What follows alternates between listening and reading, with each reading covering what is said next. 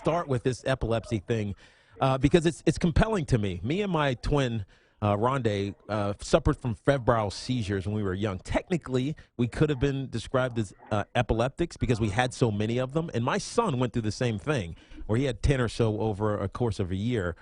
So he's technically epileptic.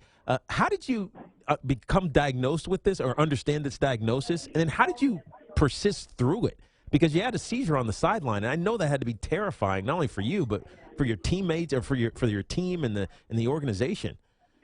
Yeah, I started back in 2005, and I was diagnosed with actually kidney cancer, stage 4, and I got through that, and that's when I started having seizures, and I had them ever since, and I'm fortunate to be seizure-free for the past year, and that's why I've stepped back in as an assistant coach. I'll probably never be a head coach again, but I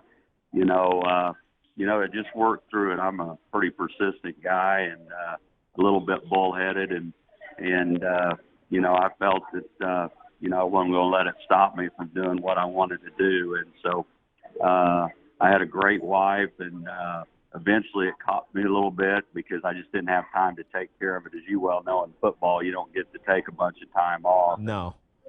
Taking a year off, I've been able to get it under control and doing much better. But as you know, through your experiences, it can be fairly difficult and hard to watch and ugly. And I got a great wife that supported me through all of it. Yeah, what was the reaction because you had one? We know that you had one on the sideline when you were at Minnesota. What was the team's reaction? I mean, that'd be terrifying. They were, and they didn't understand it at all, and but they were tremendously supportive, and I explained to them the situation, and through that time I had some more, and that's kind of how we started our own foundation in Minnesota, because we found out that 1 out of 26 people are diagnosed with epilepsy in their lifetime. So we started our own foundation, and then we've been working with the national foundation. But it was, a thing where the players, learned to get educated and understand what I was dealing with. And I actually think the team respected me. You always talk about you have to fight through adversity and things of that nature, and they knew what I was fighting through. And, they played very hard for me. They gave everything they had, and, I was appreciative of my, time there. Yeah, no, we're talking to Coach Jerry Kill, who's the former head coach at the University of Minnesota, now the head, the offensive coordinator at the University of Rutgers. Now, you had some, I guess, less than flattering words for the University of Minnesota after they fired your assistant, Tracy Clays. What went into that? We know the protest with the players getting suspended and the team kind of backing away, but why would they move away from him when it seemed like it was unfounded after a 9-4 year? Yeah, he had a 9-4 year, and I don't think everybody understood this story, is that he was out in San Diego when all this went down, and the athletic director is the one that handled it.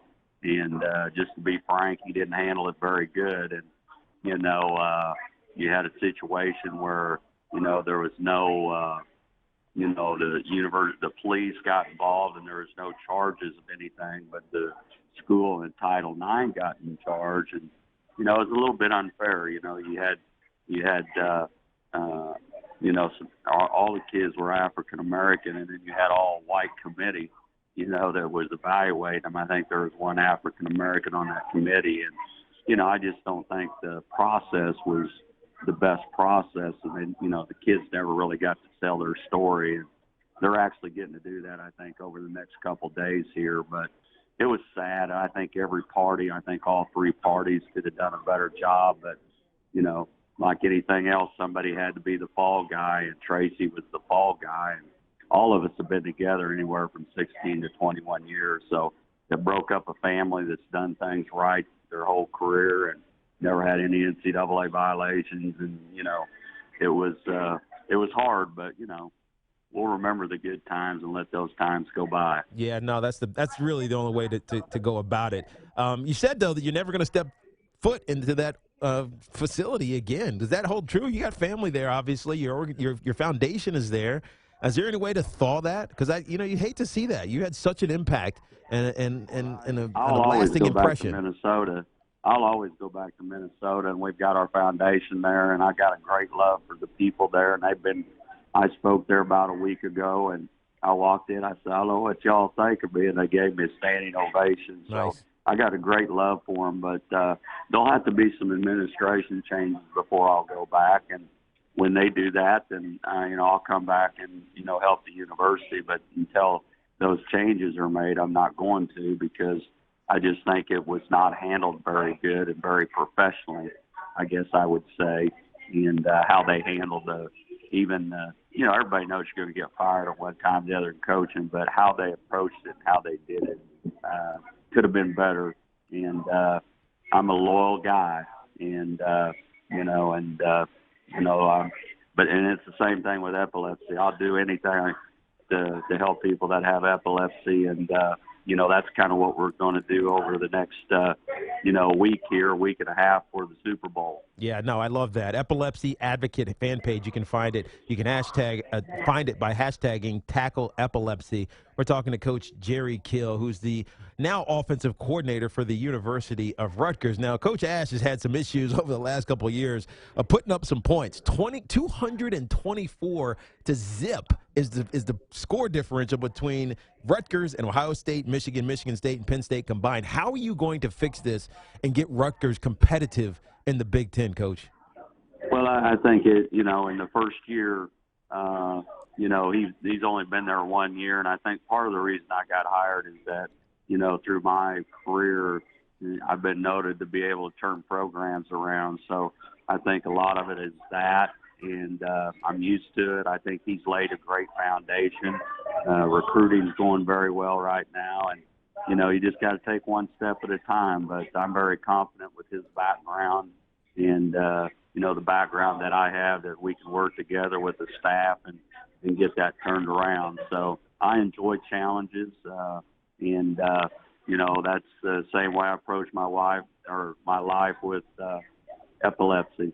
Yeah, no, I love that, Coach. Now, one of the big ways to turn a program around quickly is recruiting. Now, I live in Jersey. There's some hellified players in New Jersey. How do you get the Jabril Peppers of the world to not go to the University of Michigan and stay in state like Ray Rice and some of these other guys did back in the day that produced all of these really good NFL pros from Rutgers, Mohamed Sanu being another one? How do you keep them in the state as opposed to letting them get out of town?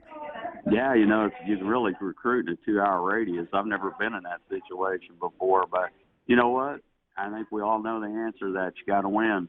And, we're doing a good job this year of keeping, we'll know here in a few days. Hopefully we can keep them, but I think we've done a good job of recruiting New Jersey in the short time that I've been here. I think we've done a good job. And then you got to take those players and create a culture, and you got to start winning. And when you start winning, more players want to stay.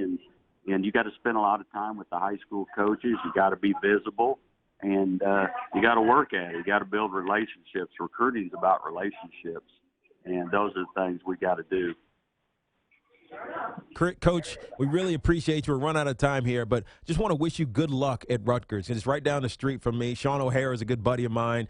He's a big football alum, won a Super Bowl with the Giants. So we're always talking about Rutgers, but we want to see him successful. But more importantly, this Epilepsy Advocate Month and this Tackle Epilepsy hashtag that you have going on, I really commend that, Coach. Good luck to you and to all those out there who are supporting what you have going on. Well, I appreciate it, and one of the things they can do to help us is post a picture of their best game face during the Super Bowl, and they can put it on hashtag Tackle Epilepsy on social media, and that's how we're going to raise the money. So we certainly need all the help they can do, and I really appreciate UCB. And the Epilepsy Advocate being involved with it. So hopefully we can raise some money for the foundation. And, I appreciate your time, and I know you're busy, but I appreciate your time.